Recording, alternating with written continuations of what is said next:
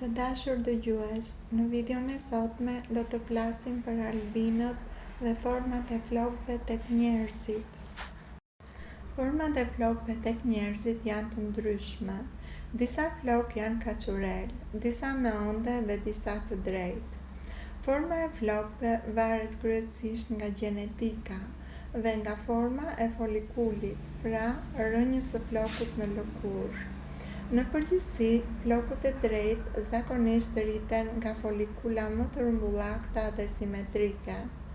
Flokët me onde kanë një formë ndërmjetëse dhe flokët kaçurel rriten nga folikula më ovale, gjë që bën që qimja të lakohet gjatë rritjes.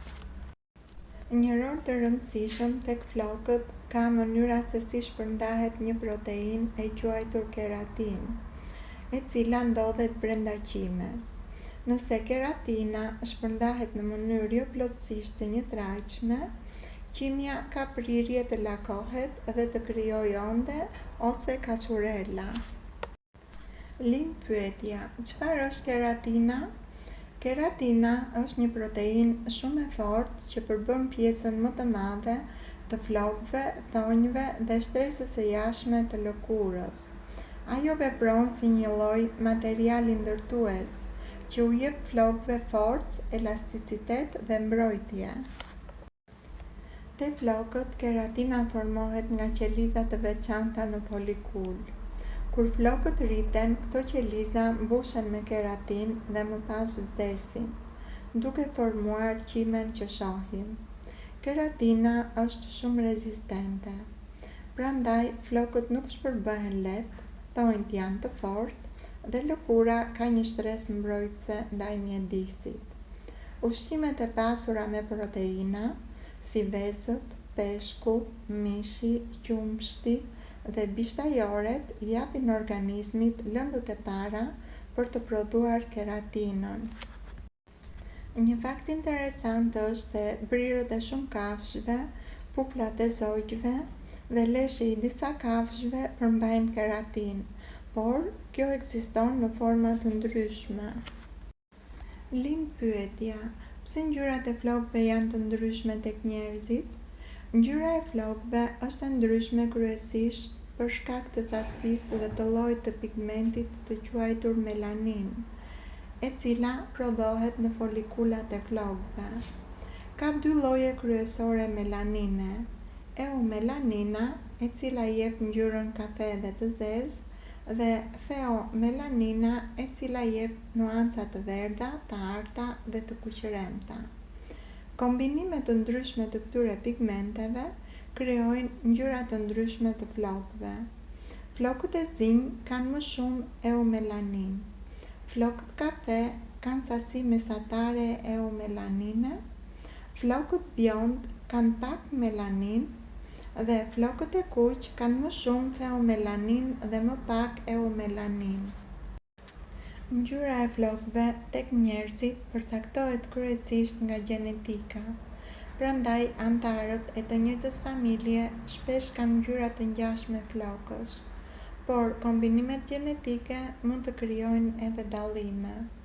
Me kalimin e moshës, prodhimi i melaninës zvogëlohet dhe flokët bëhen gri ose të bardhë. Kjo ndodh sepse folikulat prodhojnë gjithnjë më pak pigment. Një fakt interesant është se ngjyra natyrale e flokëve më e rrallë në botë është ajo e kuqe, e cila shfaqet vetëm te 1% e vogël njerëzish. Ngjyra e kuqëremtë e flokëve vjen kryesisht nga një pigment i quajtur feomelanin. Kur folikulat e flokëve prodhojnë shumë feomelanin dhe pak eumelanin, flokët marrin nuanca të kuqe, bakri dhe portokalli. Kjo ngjyrë është kryesisht e trashëguar. Një rol të rëndësishëm ka një gen i quajtur MCIR. Disa variante të këtij geni bëjnë që organizmi të prodhojë më shumë feomelanin dhe më pak eumelanin. Njerëzit me flokë të kuq kanë lëkurë më të çelët dhe kjo lëkurë është e mbushur me quka.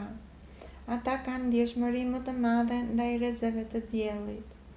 Flokët e kuq natyral janë relativisht të rrallë në botë dhe përbëjnë vetëm një pjesë të vogël të popullsisë globale.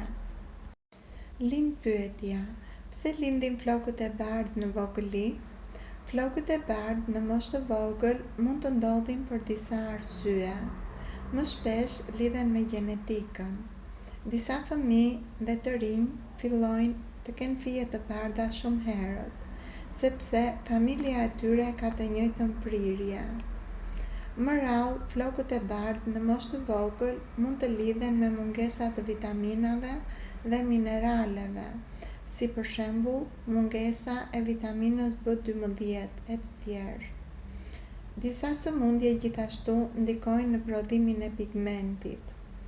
Flokët bëhen më të bardhë kur qelizat që prodhojnë melaninën në folikul prodhojnë pak ose as pak pigment. Atëherë, qimja rritet pa ngjyrë dhe duket e bardhë ose gri. Një ose disa fije të bardha tek fëmijët e vegjël nuk do të thotë domosdoshmërisht se ka një problem shëndetësor.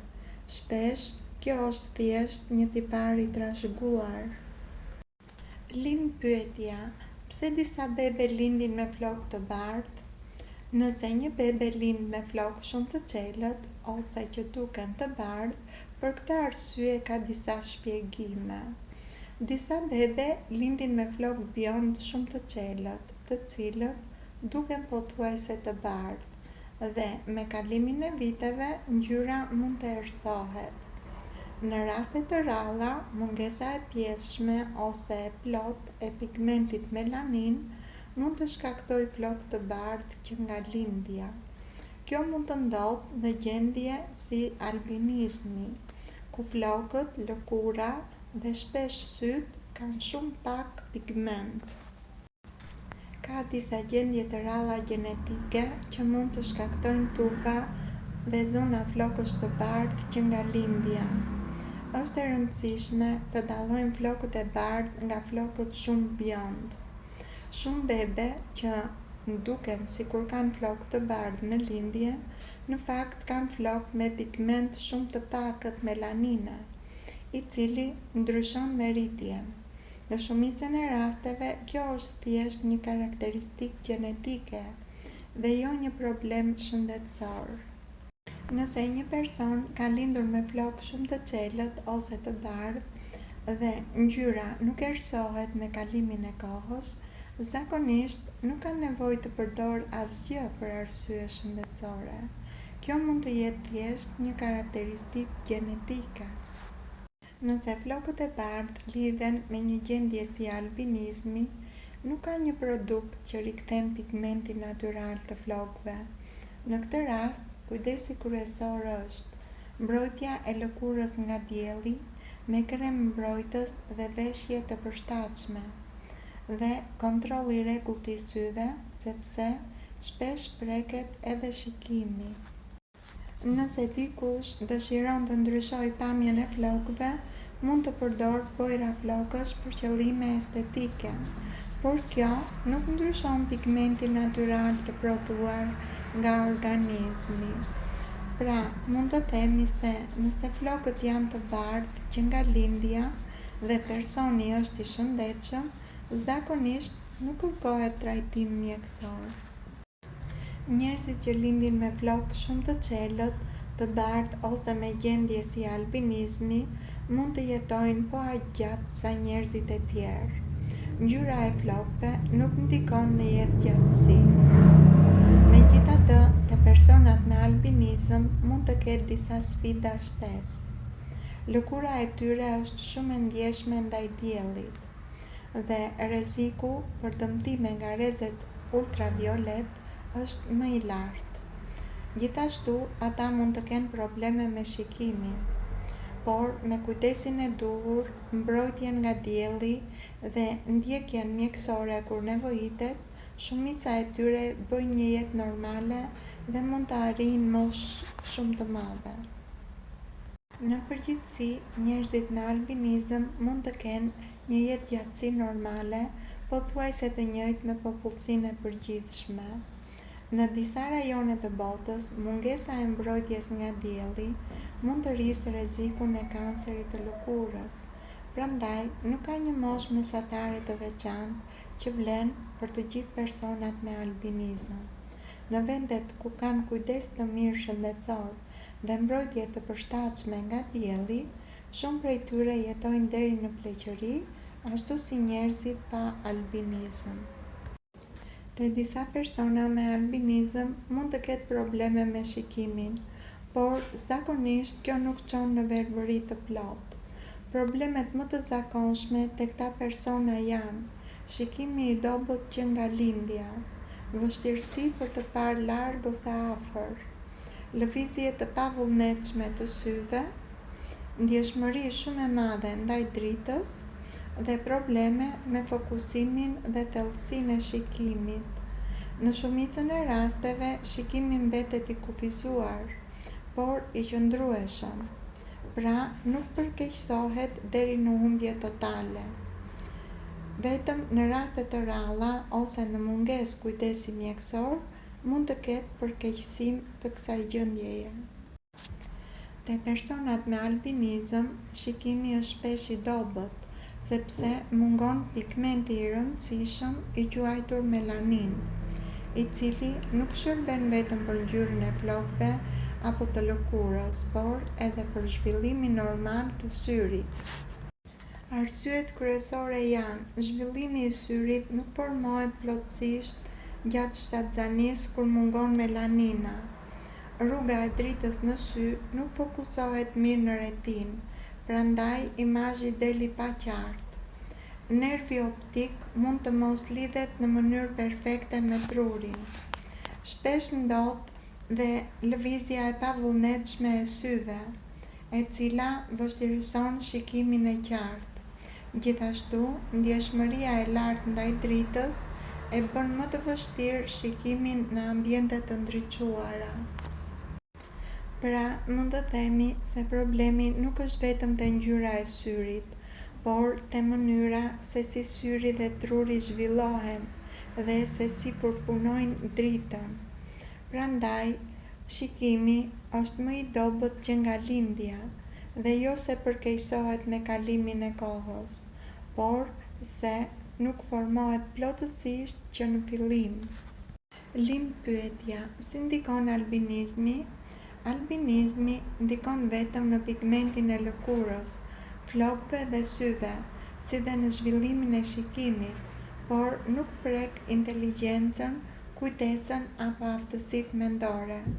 Pra, një person me albinizëm ka mendje normale, mund të mësoj normalisht dhe mund të punoj çdo profesion. Ka të njëjtat aftësi mendore si të tjerët.